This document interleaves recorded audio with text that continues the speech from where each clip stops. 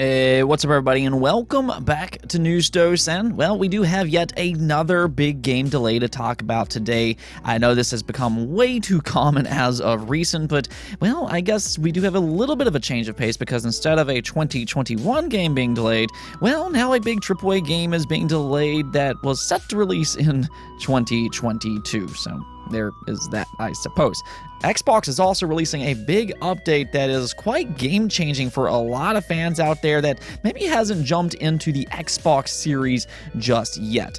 Speaking of Xbox, though, let's just go and get started off today with Halo Infinite. Of course, earlier this week with that Xbox 20th anniversary, they went ahead and decided to release the multiplayer beta for Halo Infinite. And this is actually quite a milestone for the Halo franchise overall, because for the first time, a brand new Halo game is actually set to release on multiple platforms, being Xbox Series, Xbox One, and then also PC. And while it does look like Halo Infinite's multiplayer beta launch has went very smooth, with it being the biggest launch for any Microsoft game ever over on Steam, with a peak high of 272,000 concurrent players on Steam.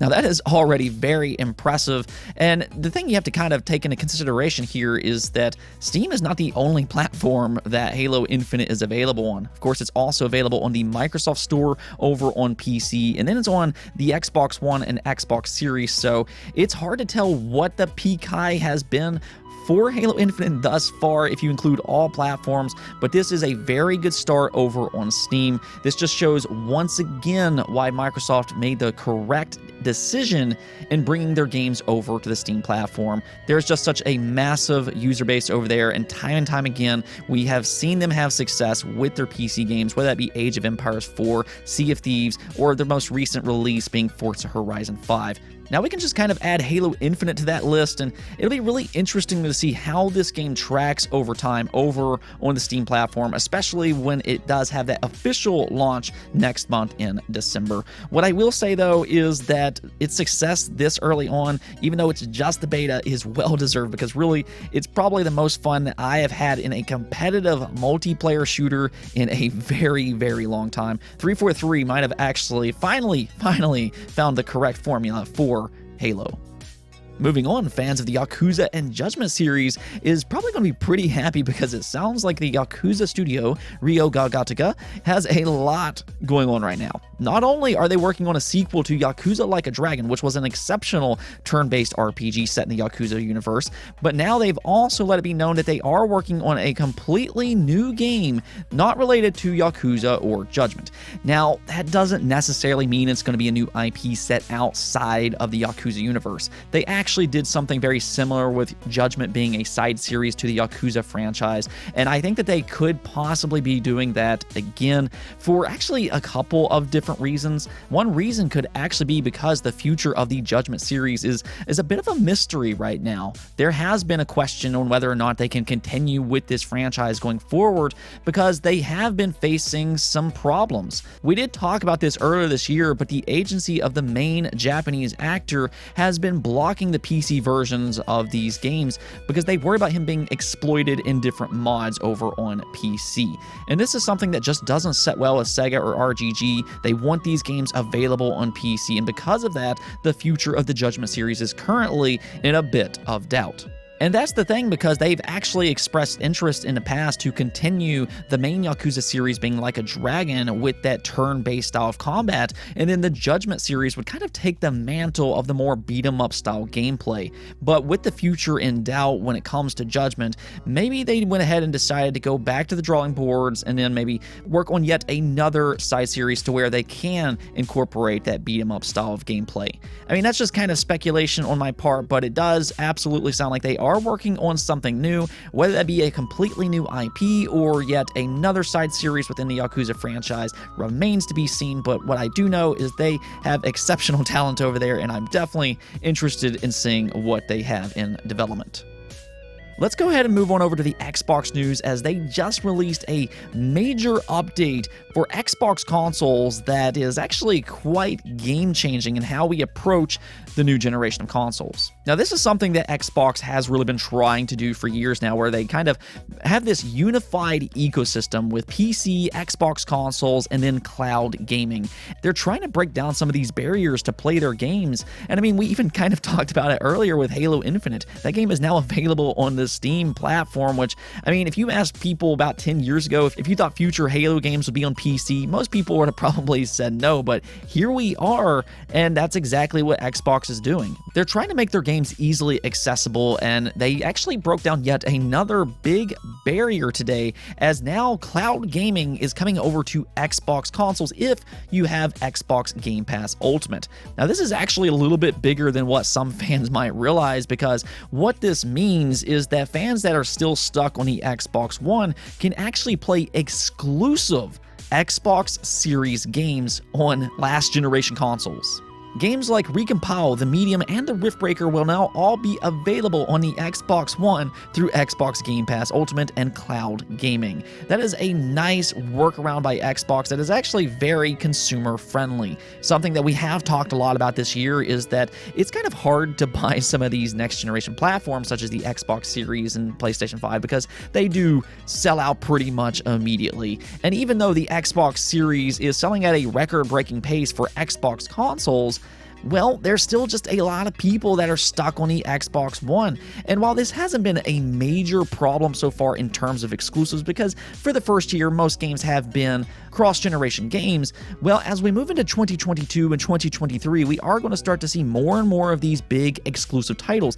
Games like Redfall, Starfield, the next Fable game, Obsidian's upcoming games such as Avowed, these games will be exclusive to the Xbox Series, and that's why this update is such a welcome addition for Xbox One owners. If you are still struggling to get an Xbox Series yourself, this will allow you to continue to play these next generation games. Now, do keep in mind that you will have to have good internet speed to be able to play these games without a bunch of lag, but I have been hearing that Xbox consoles have been streaming better than what they have been on mobile phones. I've actually streamed xCloud in the past on mobile phones, and I've actually played entire games this way, and it's worked surprisingly well. So if they've improved that even further with Xbox consoles, that's a very good sign. Regardless, this is a nice workaround and pro-consumer move by Xbox, and for you Xbox One owners out there, you might actually be able to make some good use of it pretty early on, as Microsoft Flight Simulator will be coming over to cloud in early 2022.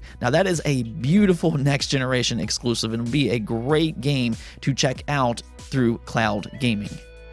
Next up, we do unfortunately have yet another big game delay to talk about, though I don't know if this one is overly surprising, which we'll kind of get back into here in just a moment. But yes, it is now official. Saints Row has been delayed, and it actually did receive quite a significant delay. Instead of it releasing on February 25th of 2022, it has now been pushed back all the way to August 23rd. That is quite significant, being about 6 months. Now, the reason that they're saying this game is being delayed is because they say our priority is to create the best Saints Row game yet, and if we released on the original date, it wouldn't be up to the standards we've set ourselves and that you're expecting and deserve. The team just need more time to do our vision justice. We're doing some fine-tuning, and there won't be much change in the game outside of the overall quality and polish. So there you have it, and really I don't think that this is overly surprising because there has been a lot of criticism when it comes to this new Saints Row game. Really, it's been pretty evident for a while that this game has been in a bit of a rough state. They did show some pre-alpha gameplay earlier this year, and it wasn't looking all that great, whether it be with the visuals, the gameplay, or anything. It just seemed to be a little bit off. Now, I know that there are some fans that just doesn't like the artistic direction that they're taking. That doesn't appear to be changing, but maybe with this extra 6 months, they can majorly improve other aspects of the game. And that's all you can really ever ask for. It's not like these developers, they want to delay the game or anything, but it's just necessary in order to get you the best overall product. And I know it can be a little bit disappointing, but I do think that fans are starting to understand this a little bit more in recent years. Ever since Cyberpunk 2077 released in the state it was in, fans have been a little bit more understanding when it comes to delays. delays. So really, I only view this as a good thing with Saints Row. Hopefully they can fix some of the problems that fans are currently having with it, and maybe they can meet expectations this time. In fact, we saw a very similar situation with Halo Infinite. Fans were not happy with that initial reveal, but they delayed it for a year, and now look at it. It plays amazingly well, and it looks phenomenal also. So hopefully we can see some big improvement here with Saints Row as well. And for that matter, I mean, if anything, it kind of frees up the month of February. I've said this before, but the beginning of 2022 is looking absolutely stacked with games like Horizon Forbidden West. And I mean, Elden Ring was actually supposed to release the exact same day as Saints Row on February 25th. So yeah, moving Saints Row over to August 23rd, not only is that a less busy schedule so far, but it can also help improve the game. Let me know some of your all's thoughts on this though. Have you liked what you've seen so far of Saints Row? And do you think a delay of 6 months will help this game out if you didn't like it before? Let me know in the comments below. Now, one last thing that we will talk about today is Pokemon Brilliant Diamond and Shining Pearl, which does release on November 19th, but reviews went out today. And right now, it does sit at a 77 overall score on Metacritic, which makes it, I believe, the lowest reviewed mainline entry to the entire franchise. Correct me if I'm wrong about that, but even if Pokemon Brilliant Diamond and Shining Pearl have low reviews compared to some of the other entries within the franchise, that doesn't necessarily mean this is a bad entry per se. In actuality, if you do like the classic formula of Pokemon games, it does sound like you probably will like this game. It just seems like the art style is still divisive in these games. That was a hot debate leading up to the release, and just not everybody likes that chibi art style, which is completely understandable. I think it is much improved compared to that initial reveal, but admittedly, I don't think it necessarily looks as good as something like Zelda Link's Awakening. So I do understand why this could be divisive, and I think that there can even be a debate for some fans on whether they like that original art style more than the remake, which is kind of a weird situation. But that is another thing that kind of popped up in a lot of these reviews. It almost seems like this game was overly faithful to the originals, that they really didn't make much improvement at all. They, however, did turn on XP share in this game, which you cannot turn off, and that has been another complaint that I have seen.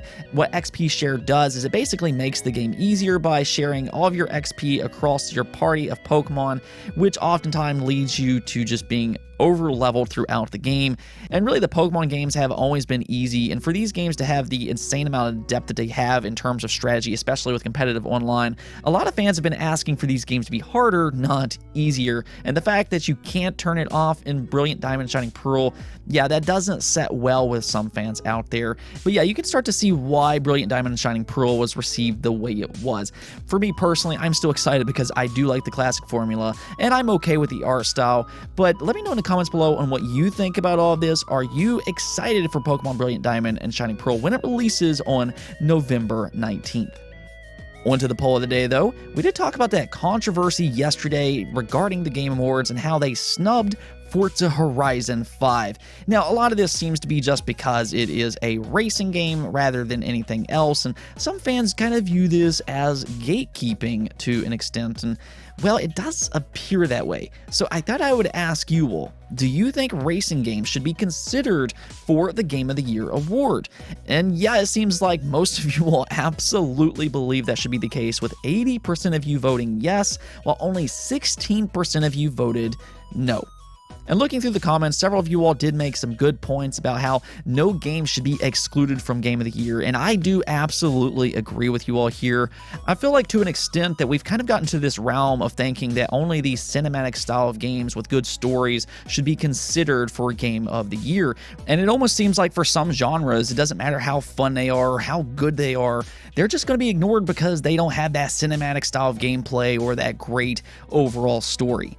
But at the end of the day, I mean, if you take a look at something like Forza Horizon 5, not only is this the best rated game for 2021, but it's also one of the most successful. This is something that I actually talked about before, but the quote-unquote just racing genre is actually very popular, and a ton of fans really do like these games. If you take a look at the big three being Nintendo, PlayStation, Xbox, their racing exclusives do sit among the top of their most successful entries of all time, whether that be Mario Kart, Forza, or Gran Turismo.